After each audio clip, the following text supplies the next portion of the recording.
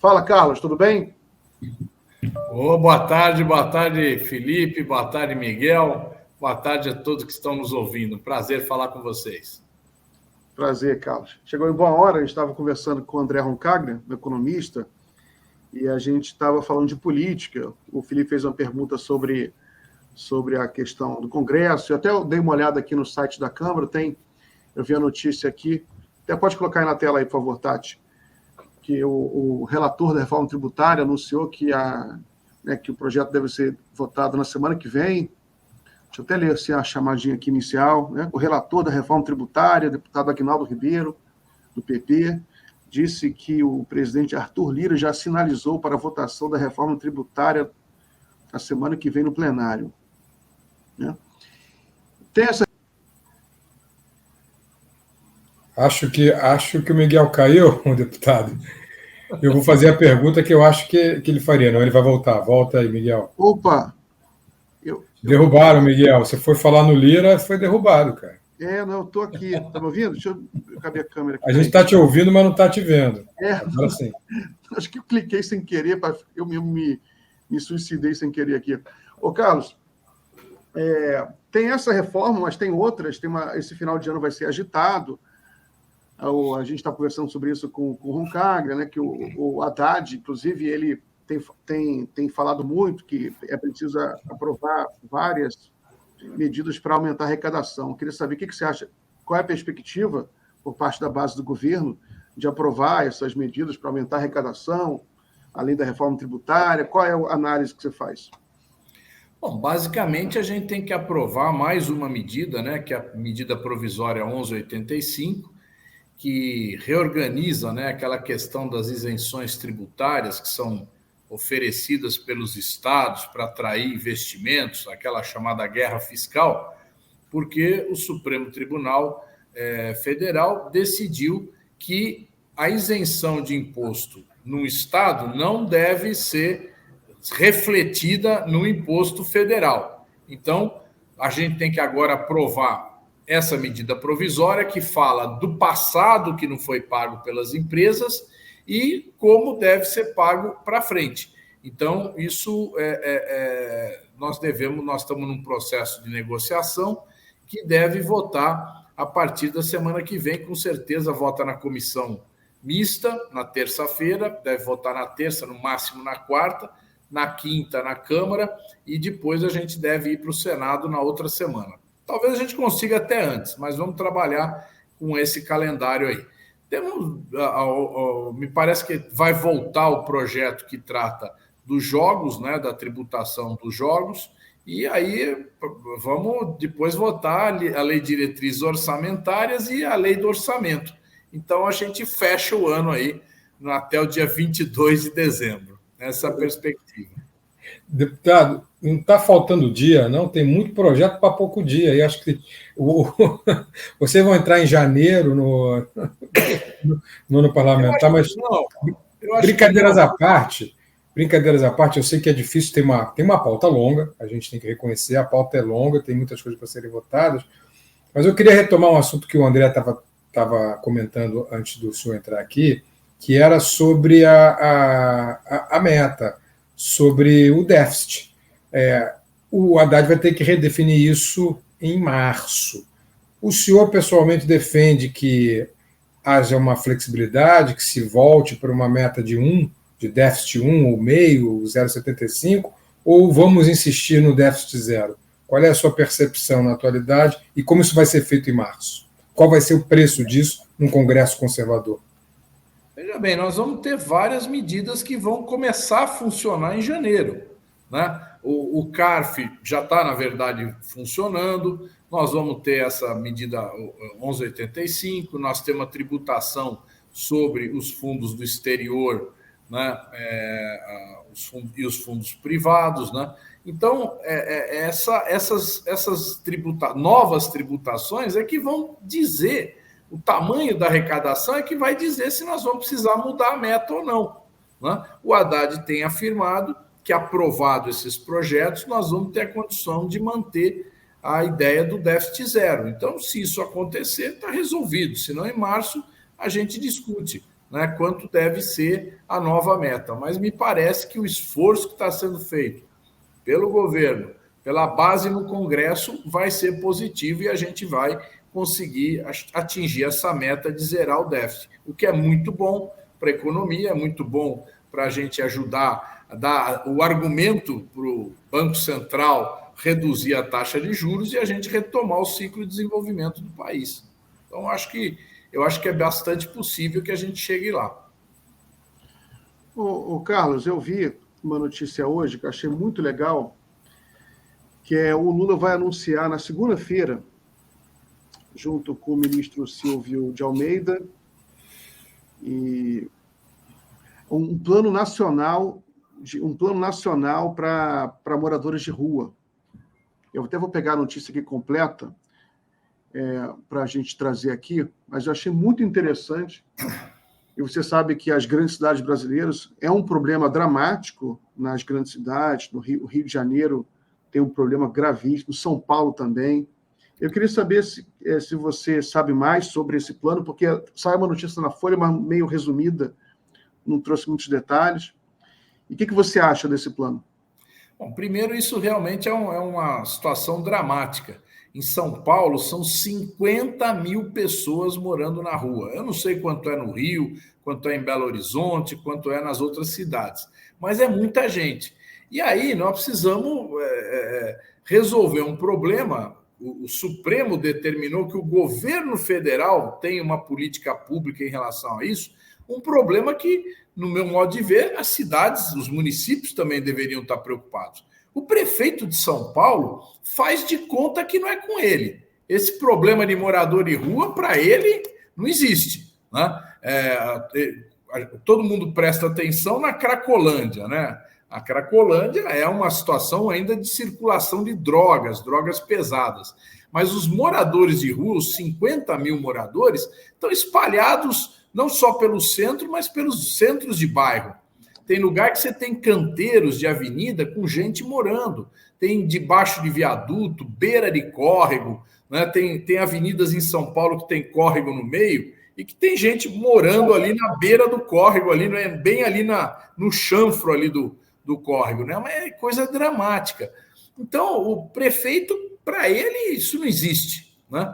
Então, eu acho que tem que ter várias abordagens, né? Primeiro, a gente entender que é um problema de habitação, mas é também um problema social, né? Nós temos aí um problema grave, né, de pessoas morando na rua que inicialmente eram moradores individuais, né, eram pessoas sozinhas, agora a gente já vê famílias, né? Então, a gente tem que primeiro resolver o problema de moradia, resolver o problema social, que muitas vezes são pessoas desagregadas, precisa ter um apoio de assistência social, né? Precisa ter uma renda para esse povo, e uma renda, um apoio do governo mesmo, todo mundo tem que ter uma renda mínima, né?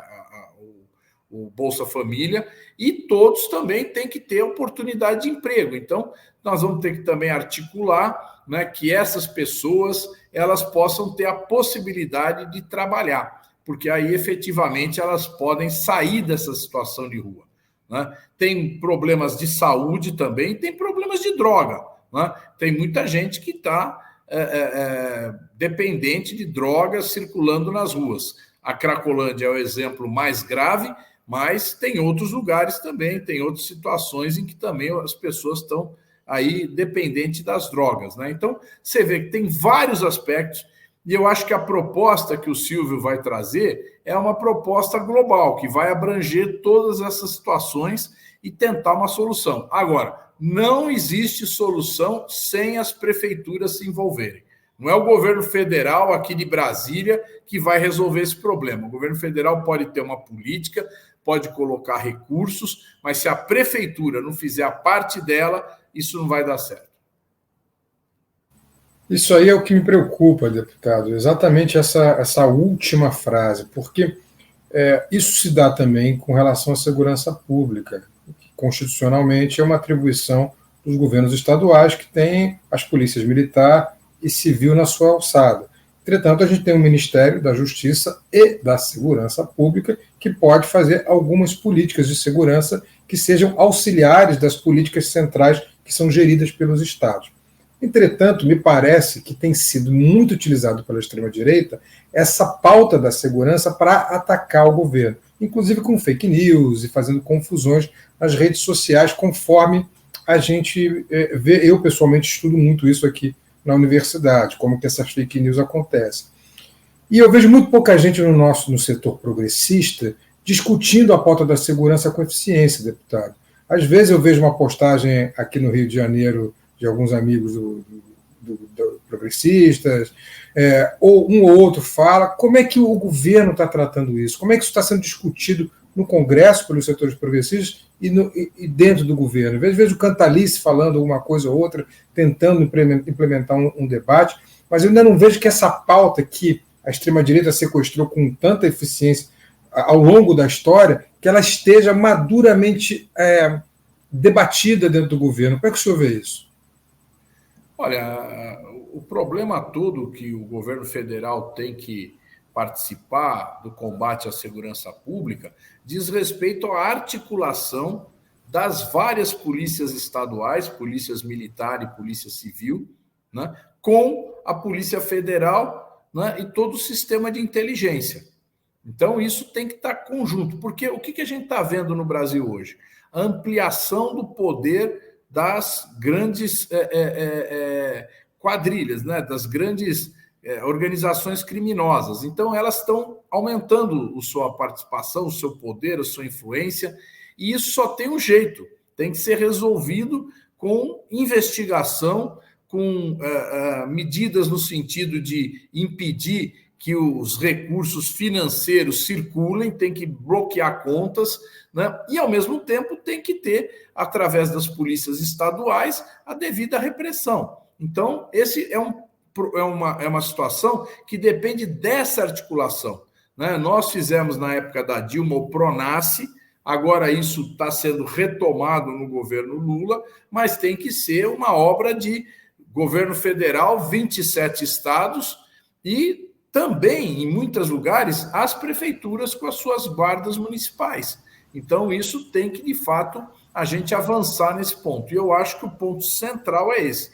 É a gente ter, por exemplo, tráfico de drogas. A Polícia Federal tem muito a fazer, né, em apreensão, e tem feito, né? É só você olhar aí o Twitter do Flávio Dino, né? Até há pouco, agora ele está cuidando aí da candidatura dele para o Supremo, mas até há poucos dias, eu não sei se ele parou, mas o Flávio Dino todo dia colocava: apreendemos tanto de droga em tal lugar, Polícia Rodoviária Federal, Polícia Federal. Quer dizer, essas apreensões são importantes, né? São muito importantes, mas é também muito importante olhar o caminho do dinheiro, né? Ir atrás desses recursos, das contas, da lavagem de dinheiro, que é fundamental para impedir que esse sistema continue funcionando no nosso país. Deixa eu trazer a notícia aqui, voltar à notícia anterior sobre o plano do governo para moradores de rua, que a notícia tem uns detalhes que eu acho importante a gente trazer aqui. Terá a participação o evento, acontecerá no Palácio do Planalto, terá a participação do padre Júlio Lancelotti, que ele dá nome a uma lei que será regulamentada nesse dia, né? Que inclusive é o Dia Internacional dos Direitos Humanos, que marca 75 anos da Declaração Universal dos Direitos Humanos. Mas isso aqui que eu acho importante, ó, que já tem um orçamento garantido de quase R$1 bilhão, né? Investimento inicial de 982 milhões de reais. Então, aí eles devem anunciar os detalhes do plano na segunda-feira, mas eu acho isso muito legal. O Brasil tem um problema gravíssimo de morador de rua, então acho muito legal isso. Carlos, falar um pouco sobre uma questão que é uma notícia que está viralizando muito hoje, que é o depoimento do Sérgio Moro, dado ao Tribunal Regional Eleitoral do Paraná. Há uma expectativa que ele possa ser cassado, né? A gente já, segundo nossas fontes, tem uma tendência no TRE de cassá-lo. Queria um comentário seu sobre essa notícia. O que você acha que ela significa no debate político brasileiro, né? Você acha que isso aí como impacta na política nacional uma eventual cassação de Sérgio Moro? Olha, isso seria realmente o enterro final, né, o grande finale da Operação Lava Jato, né, uma operação que foi extremamente lesiva para a política brasileira, né, ela contribuiu para ceifar várias lideranças, a começar do presidente Lula, né, ela conseguiu detonar grandes empresas brasileiras, né? Isso para quê? Para que esse grupo que comandava a Lava Jato chegasse ao poder. Esse era o objetivo deles, era o poder. Né? E eles agora, depois de tudo que fizeram, fracassaram totalmente. Né? Então, é um fracasso total daquele grupo Dallagnol, Sérgio Moro e outros aí que participaram disso. Inclusive de uma parte da imprensa que fez coro, que ajudou, que todo dia detonava as pessoas que eram perseguidas pela Lava Jato. Então, essa condenação do Moro, ela não se dá por causa da Lava Jato, mas ela se dá porque realmente se cria um ambiente de revisão de tudo daquela glorificação que havia dele da operação. Então, nós estamos agora num outro momento, né? E esse momento é exatamente mostrar que eles só fizeram aquilo porque eles abusaram da lei, né? Eu não sei aí, Miguel, eu sempre olho a justiça paranaense com muita preocupação, né? Porque é um sistema de justiça no Paraná que, você sabe, apoiou incondicionalmente o Sérgio Moro lá atrás, né? Poucas vozes, poucos juízes, poucos promotores divergiram daquilo que estava acontecendo lá na justiça paranaense. Então eu fico assim sempre com o pé atrás, né? Porque não sei, né? Eu acho que pode também não condenar ele, não caçar ele. Mas vamos ver, vamos aguardar. O julgamento é quando? Eu não estou acompanhando bem isso. As alegações finais são na semana que vem e a previsão é que seja julgado no final de janeiro, deputado. Foi isso que eu vi agora no cronograma. E sendo julgado ainda tem o recurso ao TSE. Caberia recurso. Isso sai um pouquinho, né, Miguel? Porque a gente estava prevendo, em setembro, outubro, estava prevendo que saísse o julgamento, a decisão ainda em dezembro.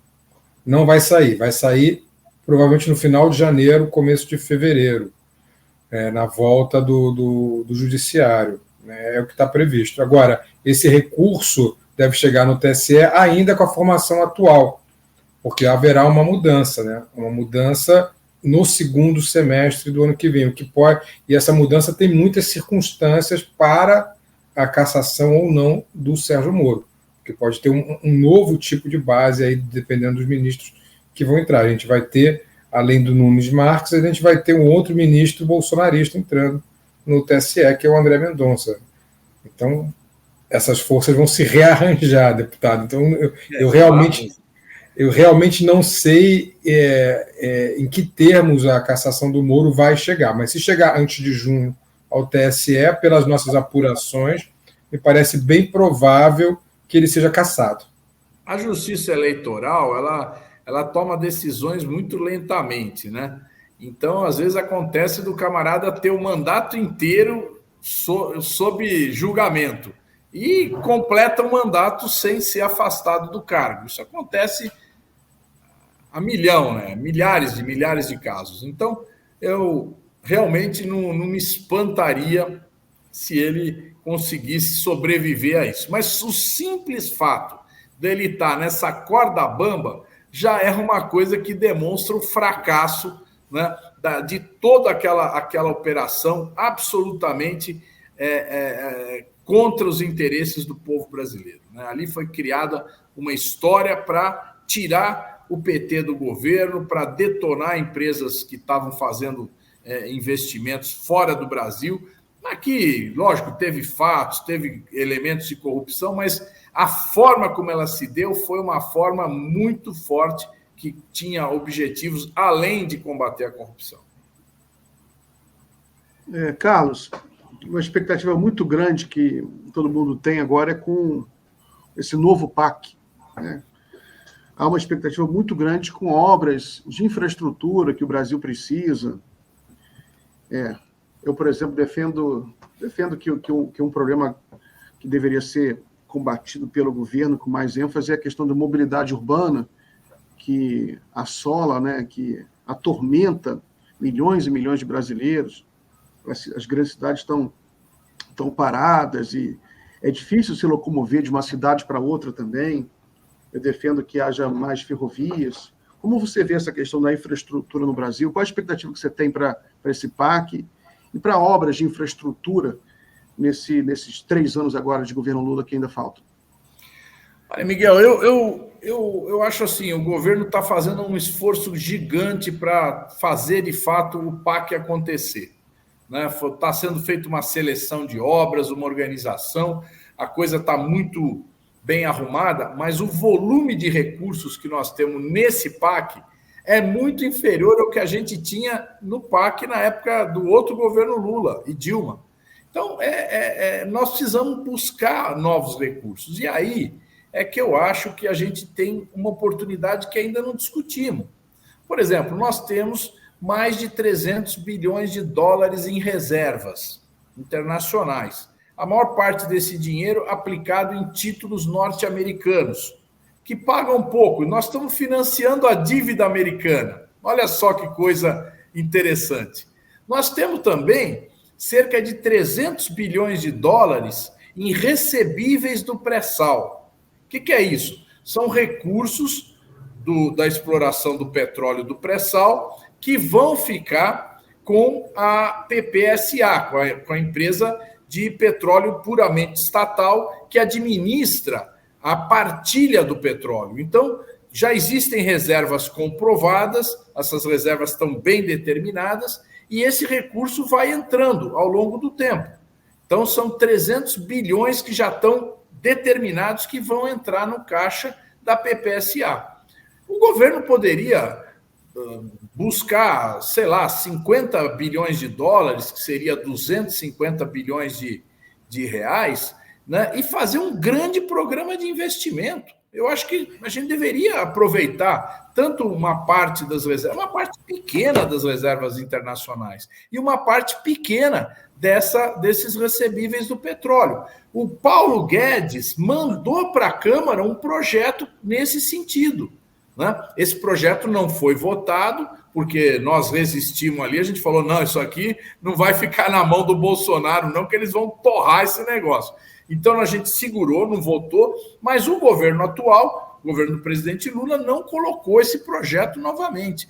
E eu acho que está mais do que na hora da gente discutir essa nova fonte de financiamento, né? E, além disso, nós temos que aproveitar de empresas que têm uma grande capacidade de engenharia. Por exemplo, a Vale do Rio Doce é uma empresa que tem um grande departamento de engenharia, né, que tem equipes muito bem montadas e que, devidamente determinadas, poderiam entrar como concessionária de ferrovia.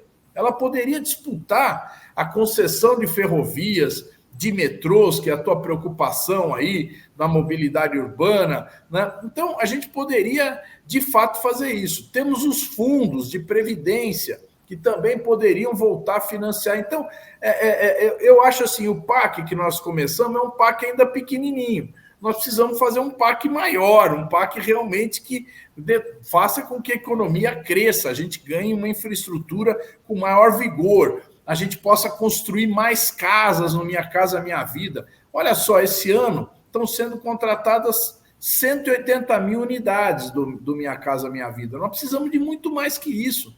Nós temos 6, 7 milhões de pessoas que vivem precariamente ou vivem de aluguel e que precisam ter a sua casa. Então, lógico, chegar nessa meta... Quando começou Minha Casa Minha Vida, lá em 2008, também era 7 milhões. Nós construímos 6 milhões de moradias, mas tem mais 7 milhões que surgiram, né? Porque a população aumenta, as pessoas se casam, nascem filhos e a coisa vai para frente. Então, a gente precisa continuar construindo. Então, tanto na área da moradia, como na infraestrutura, na mobilidade urbana, né, portos, aeroportos, nós precisamos de muita coisa. né? O Brasil tem rodovias mesmo, nós precisamos ampliar, diversas rodovias precisam ser alargadas. Eu olho lá em São Paulo, tem a BR-116, né, que vem lá do Paraná para São Paulo. Quando chega ali no Rodoanel, ela fica parada, o camarada demora para percorrer 10 quilômetros, coisa de 2 horas, né? Completamente parada. E nós não temos nem sequer um projeto para resolver esse problema. Então, nós precisamos, no meu modo de ver, utilizar esses recursos que são do país, do povo brasileiro, né, e fazer com que a economia se desenvolva. Tem outras coisas também, nós precisamos investir nos institutos federais. O governo vai anunciar 100 novos institutos federais, deve anunciar agora no final no mês de dezembro ainda, né, o Ministério da Educação deve anunciar. Eu acho pouco, né? Nós precisaria ter um anúncio nesse mandato de construir cerca de 300 institutos federais, né, para que, de fato, a gente pudesse colocar os cursos. O Lula fez uma crítica, eu vi pelo jornal, assim, superficialmente, mas ele criticou, falou, só tem muito curso de direito, nós precisamos de curso para o desenvolvimento. Então, nós precisamos de institutos federais, né? Nós precisamos de institutos federais, de tecnologia, né? Porque nós precisamos fazer com que o país se desenvolva. Direito é bom, né? Só que o direito é o quê? É administrar conflitos judiciais e tal. Tem muitos advogados, tem bastante curso de direito também, mas nós precisamos de curso de engenharia, nós precisamos de curso de biologia, de química, né? E essa é por aí, né? Então, sem desmerecer as ciências humanas, que eu sou muito a favor de ter também, mas para a gente dar essa arrancada de desenvolvimento, nós precisamos ter engenheiro, gente. Engenheiro é fundamental para fazer as coisas acontecerem. Não só engenheiro de obra, engenheiro de alimentos. Por exemplo, nós temos uma agricultura fantástica. Agora, essa agricultura fantástica, ela vende produtos ainda que estão semi-elaborados. Nós não conseguimos... O máximo que a gente faz é lavar a maçã, né? A gente tem lá a maçã, lava a maçã. Mas por que nós não podemos produzir uma maçã sem agrotóxico? Por que essa maçã não pode virar um doce, virar uma torta, virar alguma coisa assim mais bonita? Então, nós precisamos agregar valor nos alimentos, entende? E o povo comer melhor. Maravilha, Carlos. Carlos, muito obrigado, então, pela entrevista. Bom final de semana para você. Forte abraço. Boa sorte lá no Congresso. Obrigado, Miguel. Um abraço para você, Felipe, e a todos que nos ouviram aí. Um abraço, deputado. Felipe, você também está liberado. Bom final de semana. Abraço lá no Ernesto. Até a semana que vem. Obrigado, Miguel. Abraço para você, para toda a comunidade fora. Até semana que vem. Valeu.